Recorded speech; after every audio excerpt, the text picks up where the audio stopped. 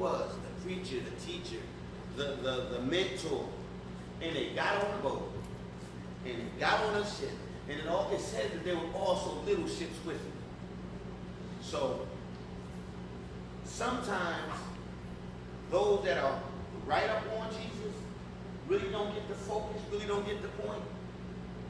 So there's others that are still up there trying to learn. That's why it's important for us to spend the time learning and to loving God. So not only can we draw close, but others will see us and want the same thing that we have. That's my little check mark for saying other people are watching. If you may not know it, you could be in the supermarket and a lady could mess your water up and you just start to twisting your head and going in on them, and somebody down the other aisle, hey, sister so-and-so, brother so-and-so, and then you got to catch yourself wondering whether or not they heard what you had to say, and the only thing they did was cut your hair 2 inches or 1.5 inches too big. So others are always watching. There was, not only was the disciples in the boat with Jesus, but there was also this little ship. Somebody want to read verse 37? And a great windstorm came up with a strong wind, and the waves beat upon the boat, so that now the boat was filled with water. All right, here we go. We about to get into a storm. Some stuff about to take place. All right, it said that a great tempest, I read in one verse, it said a tempest arose. A storm just shot up out of nowhere. What do we do when the storms in our life come up? Panic, okay. Pray. And anything else? Panic, pray. What do you do when that storm shows up? Sometimes cry. Cry. Get worried, get anxious. Go ahead, Rev. Dance your way out, right? Pretty much. This is, you know, it was like, okay, God, what? I started a whole lot of questions. I might even get a little bit of an attitude. See now, you are where I am. I start to question it. God, what did I do to deserve something like this? What did I do? I just trusted you. I got in the boat. I accepted you just as you are. I gave up all my friends. And I thought it was supposed to be smooth sailing from this point on. I joined the church. I got in the choir. I threw away the cigarettes. I'm hanging out with nothing but Christians. Why all of a sudden now my life get turned upside down? The word here, arose, it translates, I forget the Greek word, how to say it, but it translates to all of a sudden, out of nowhere. It just came up. The tempest itself, it says or gives the notation of the winds coming from all directions. We was on this boat with Jesus. We just going down our merry way, headed to the other side, doing what he told me to do. Then out of nowhere, the car broke down. The landlord want to raise the rent. You know, my job cutting back on hours, and they started in my department. Then I got 2 of my friends. I think I'm next on the hit list. God, why is all this going on now? So you can become fearful. You become, if you're like me, strategizing. What can I change? What can I fix? What can I do? And here, the disciples, I believe, start to question it, rather than not they in the right boat. Have you ever really thought that, or came to the idea that maybe this Christian thing isn't all that it was cut out to be? It's opportunity time. You can be honest with you. Nobody? Have you ever thought that being saved wasn't all it was all that it was told to you would be? See, because when they sold it to me, they told me that you get saved, you join the church, and God's going to love you. It's just sugar, honey, ice. It's just love, love, love, and peace, peace, peace. And Nothing ever goes wrong. You know, should your go, life is you going should to go be find. different. You should go find them. You should have went and found them. I did. Oh. I did, but when I found them, I was saved, so I couldn't tell them what I wanted to tell them. But oftentimes we try to sell Christianity to others and get them on board by saying how wonderful it is. Yes, it's a wonderful thing. How loving, how good our God is. Yes, all of that. But it does not mean that we will not run into storms. It does not mean that stuff in our lives won't just show up out of nowhere. It doesn't mean that our life will never go into turmoil. Being saved, being a Christian, being a believer, being on a boat, being with Jesus does not mean that every single thing is going to change and make it all wonderful. But you're not going through it alone. Because remember, when you were in the world apart from Jesus, to me, the struggle was entirely different. But now with Jesus, yeah, it's a struggle, but I know that there's hope. There's a way out. Verse 37, and there arose, there came out of nowhere, a great storm. Now, it wasn't that little trickle of water like, we had earlier about 5 minutes ago. You had that hard downpour. I'm out there trying to open the door with my key, and I'm getting all soaking wet. Then I step inside, and 5 minutes later, it's gone. It's over. It's done. See, that's how we grow in Christ. Little stuff happens, we stay with God, and it's over. You go, yeah, woo! God brought me through. But here, the storm started, and it doesn't say that the storm was going to stop. You had a great storm. The wind was coming, and the waves were coming. So much so that the boat got full.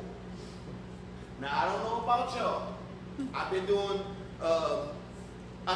Christianity for a minute. And every once in a while, the boat gets full. It seems like you're going to drown. You don't know which way to turn.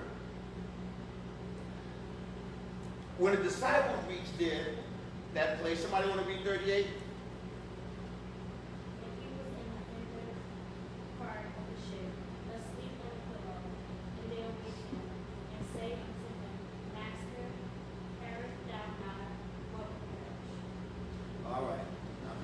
We're going to have to walk through this a little bit at a time. And he being Jesus, was in the backside of the boat, asleep, on a pillow. Now, this is just red. Where he get the pillow from? He was just on the seashore, preaching and teaching. Then he said, let's go. I got a mission for you. It's on the other side. Get in the boat. It's time to go. I done got rid of some stuff. Now I got on the boat and I had Jesus. A storm came up out of nowhere and he sleep on a pillow. Anybody else ever wonder where the pillow comes from? I just thought it was a sack of flour. A sack of flour. Yes, it doesn't have to be like a feather bed pillow, just something to rest on. But if that's the case, then God, why are you resting in my life? I need you to be active right now. I'm in the midst of a crisis. I wonder when the disciples went to him, were they in the same type panic mode that we get into? Hold on, God. How did you just show up and do this all of a sudden? How is it that when I accepted you as you were, I was good with it, you were good with it, we was happy, we was about to go on this big mission. We going to the other side. We getting away from this side, we going to the other side to do something entirely new, God. You equipped me because you have been talking to me for a couple of days now. Why is it now when I need you, I feel that you fell asleep on me? Has anybody else ever experienced that? God is taking you to something entirely new. You haven't been here before. It's a whole new adventure. Now all of a sudden, it feels as if God ain't there. Because the text says that he's in the hinder part, the back part. He's in the bow of the boat. Everybody else up here in the front We trying to show off. Here it is. Look, we with Jesus. We got it going on. God got me. Look at me. Then a storm comes up. Now, remember earlier, we said that they accepted Jesus as he was. We accepted him as he was. He was on fire. We were on fire. We accepted him as he was. We accepted him as being a part of our collective, our group. Why is it now when they went to Jesus, they asked the question, don't you care if we perish? Y'all catch that? Now all of a sudden, it's not Jesus with them. It's they trying to do it on their own, and Jesus just an additive.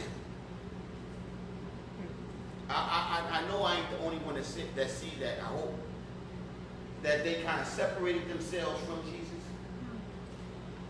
Anybody ever get to church and you doing your thing, you know, God is just blessing, bills getting paid, everything is going good, and you figure out, okay, God, I got this. I can handle this from this point on. I'm going to do what you say, God, I got this. I don't need no more instruction, no help, God. I can do this. Mark chapter 34. Excuse me, Mark chapter 4. We're on verse 37, 38. I can do this. I believe that the disciples came to the place where they kind of distanced themselves from Jesus. And as believers, that's one of the biggest mistakes we can make, not only in the church, but in our lives. Not the church as a building, but the church as us. When we feel that we have it going on so well that we really don't need Jesus for it right now. We can handle it on our own. Look at the way that they went to him. In the hinder part of the boat, he's asleep on a pillow. They disturb him not disturb him, but they wake him up. And then they say, now look at how they distance themselves from him. Master, so they're saying that he's in authority. Don't you care, or carest thou not that we perish? Earlier on, they said that they accepted him as he was. They made him part of the collective. Now they said, don't you care about me? Have anybody ever had their feelings hurt by somebody? You heard your feelings hurt, right? And when you go to them, what do you say? When you go to that individual, do you say, why are we like this? Or do you point them out as being separate from you? They become separated, right? That's kind of like what the disciples did here. Jesus, don't you care that we perish? Master, don't you care that we don't perish? Now, I know what some of y'all are saying. But they saying we. They saying the inclusive we. The inclusive is us. Jesus, all of us are in trouble. That's the inclusive. The we meant me and all of us and you by yourself. That's what the we translate as. Jesus, Master, carest thou not that we perish? God, don't you care that this situation gonna kill me? Don't you care that this situation hurt me, breaking me, making me fall apart? Lord, I don't know what happened. I just wound up in the midst of this storm. Don't you care, Lord? I pray that I'm not the only one to have questioned God like that. God, I'm going through something right now. Don't you see what I have to deal with? I've been faithful in all things, Lord. That's when you get in trouble. All of a sudden, scriptures start coming to your mind. You start quoting it back at God. I've been faithful in all things, Lord. The only thing I asked was just for this one thing to be right. Master, carest thou not that we perish? Me and all my stuff is going to go bye-bye. Because you asleep on a pillow. Now, let's examine that pillow for a minute. The pillow is translated as a cushion of comfort.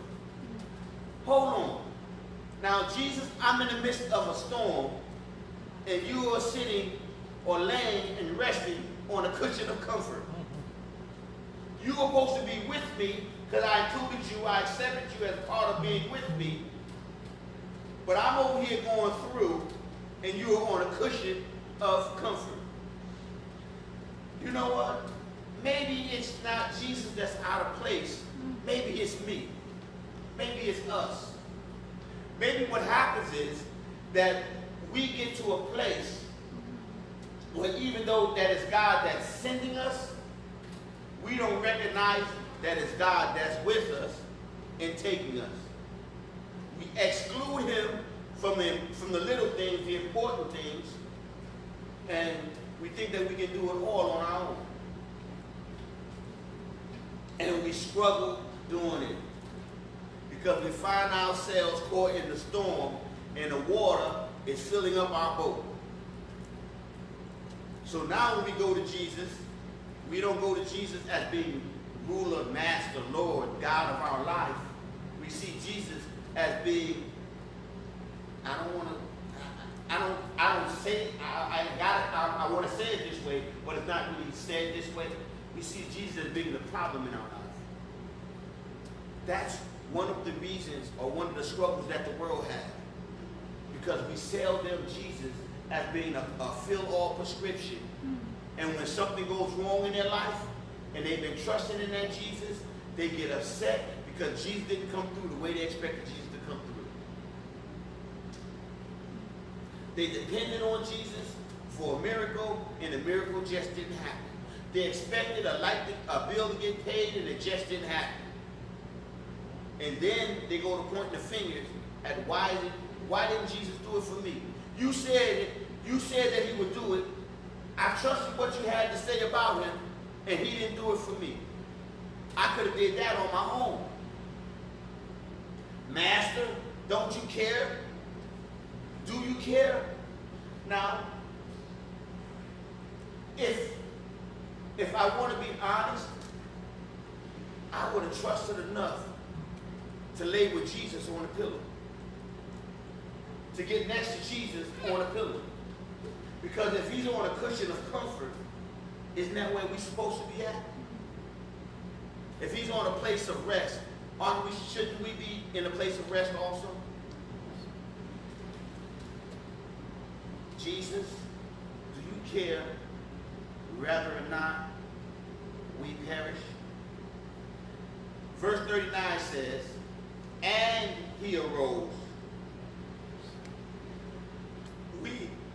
We go to Jesus as a last ditch effort to get things right instead of going to him first.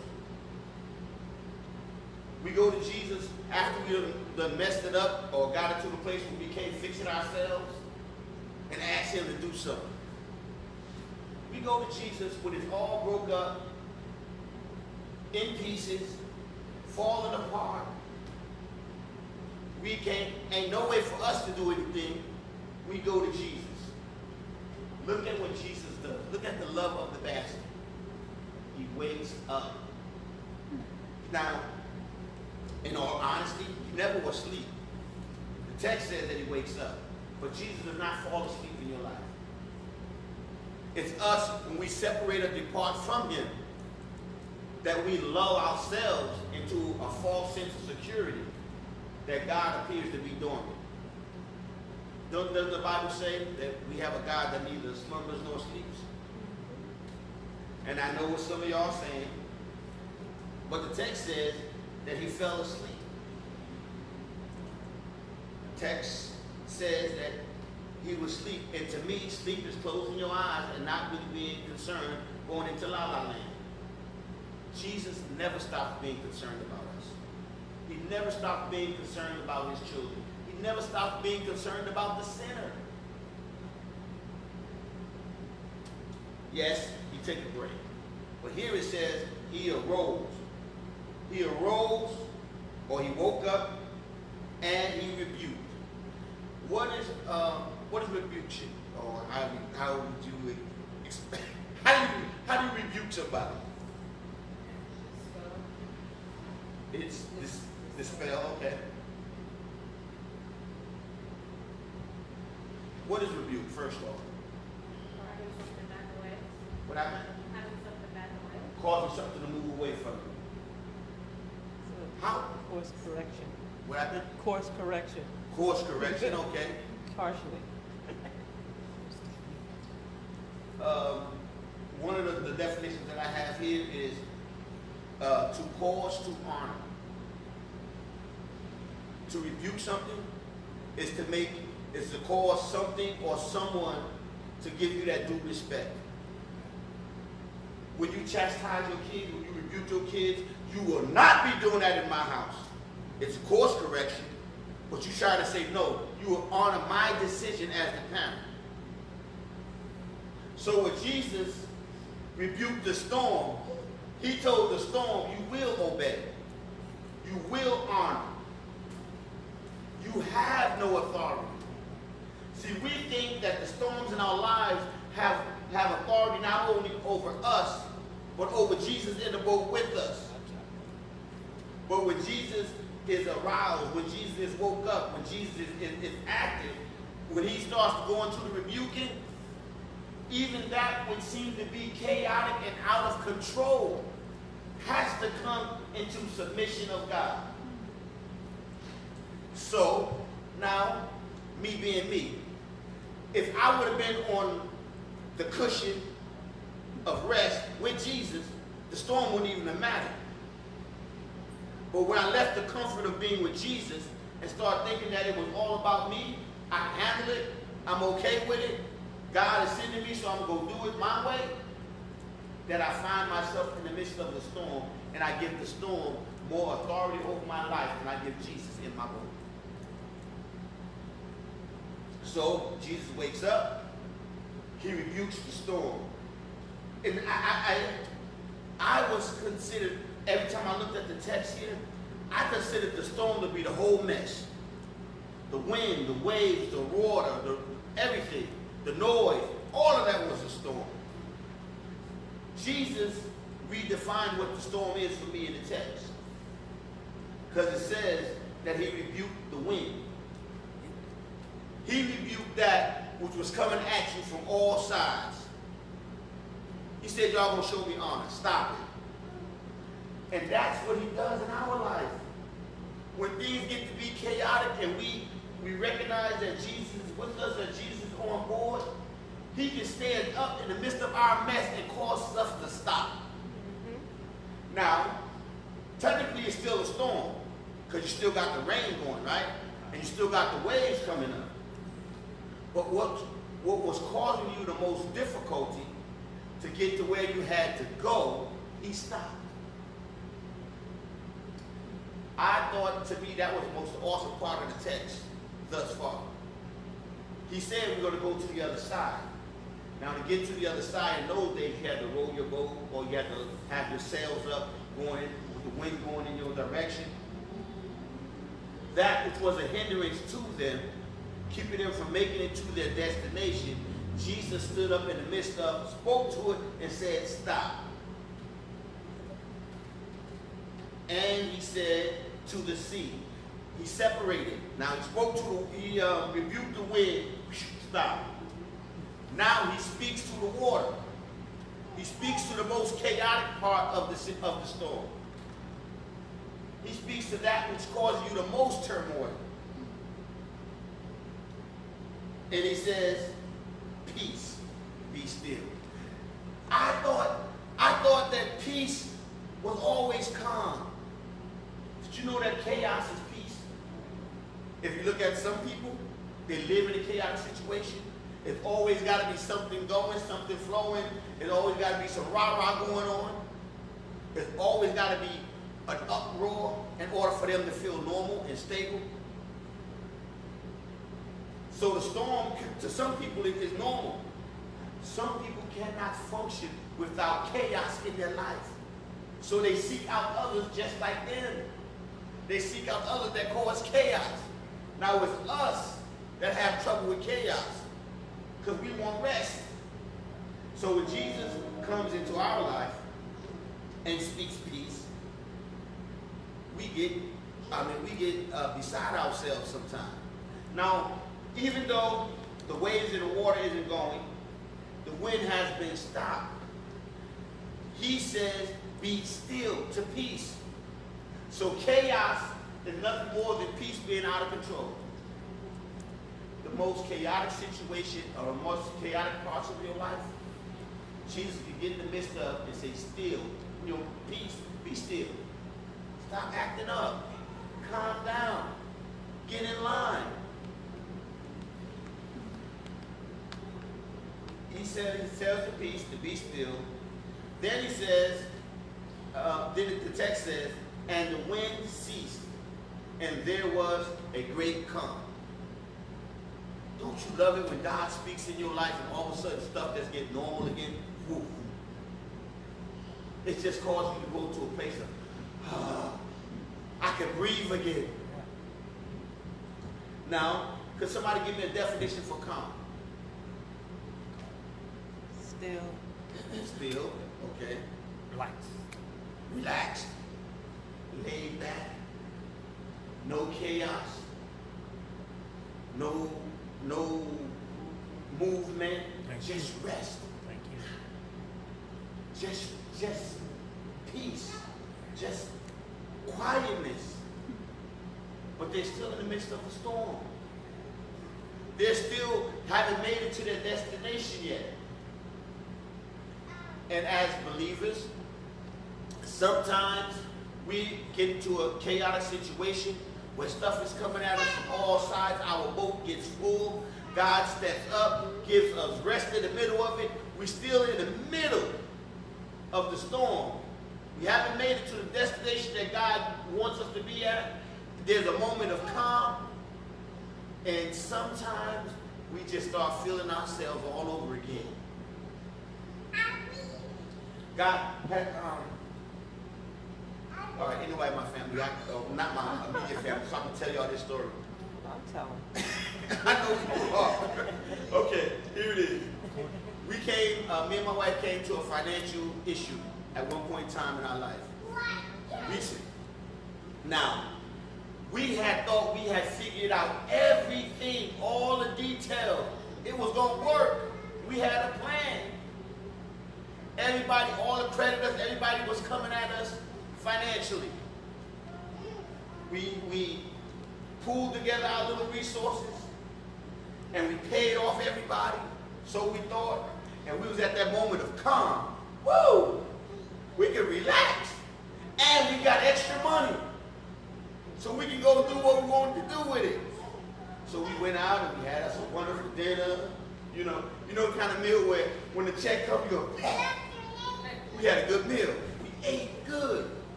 We got home, checked the mailbox. One bill didn't get paid at all. Nothing went on. And all of a sudden we started, oh my God. Now we're supposed to be in the midst of calm right now because everything's supposed to be good. See, we start looking at the end and we haven't really made it to our destination yet. That's kind of what the disciples are right now. God woke up, got up in their lives, rose up, told peace, be still, gave them calm, gave them rest in the midst of the storm. Now, look what they did with their resources. Look what they did with what God gave them. And Jesus questioned them about their decision making, their choice making. And he said unto them, why are you so fearful? How is it that you have no faith? When God does, when God gives you rest in the midst of your storm, he questions you on what you did with the resources that you had before you got into the storm. Remember, he had spent days talking with them, exposing himself to them, sharing with them parables, and pulling them to the side and telling them what the parables meant. They got some precious gifts, some nuggets, some resources. He hooked them up behind closed doors. And they got in the middle of the storm. Then all of a sudden, while in the midst of the storm, they started questioning whether or not God was really God. Was God really active? Do you care about what the situation that I'm in, Lord? God comes back and says, Why are you so fearful? What do you think? What would you say his question of fear was? When he was questioning them as they going through the storm, what do you think his question of fear was? Was it the fear of the storm? Yeah. So, Or the possibility of death. the possibility of death, the possibility of losing everything that you have. Lack of control. Lack of control. Lack of control, okay. So, how does that translate for us? And I love that lack of control because, you know, when we had that little extra influx of cash, thought, we ain't had no control. We were just, woo, having a good time. But I would see that when he says, why are you so fearful? Why did you allow the situations, the storms, the conditions of your life to cause you to put more attention on that than you did on me? What is it that causes us to lose our focus on Jesus? Why do we lose the nuggets of the riches that he gave us? Why do we lose the blessings sometimes? Could it be that our focus is no longer on the one that blessed us, but on what we can do with the blessing? How we can handle the blessing? What we're able to change because of the blessing? How my life can be made better because I'm blessed? Why are you so fearful? What is it in your storm or in the chaos that's in your life that makes you so afraid? Because you got God, you got Jesus in your life. What is it that makes us so fearful? Then he goes on to ask another question. Now, notice that they couldn't answer the first question. Why are you so fearful? But he adds on another question. How is it that you have no faith? Now, that for me lets me know that when I put my focus on my fears, it eliminates my faith in God. When I start worrying about every single little thing, it eliminates what it is that God has already done in my life. Now, it doesn't take away the blessing that's in your life, but what it does is takes your focus off the one that's able to do it, that's able to fix it, that's able to change it. So when Jesus asked to me, how is it that you have no faith? That says that I spend more time in the camp of fear than I did of faith in God.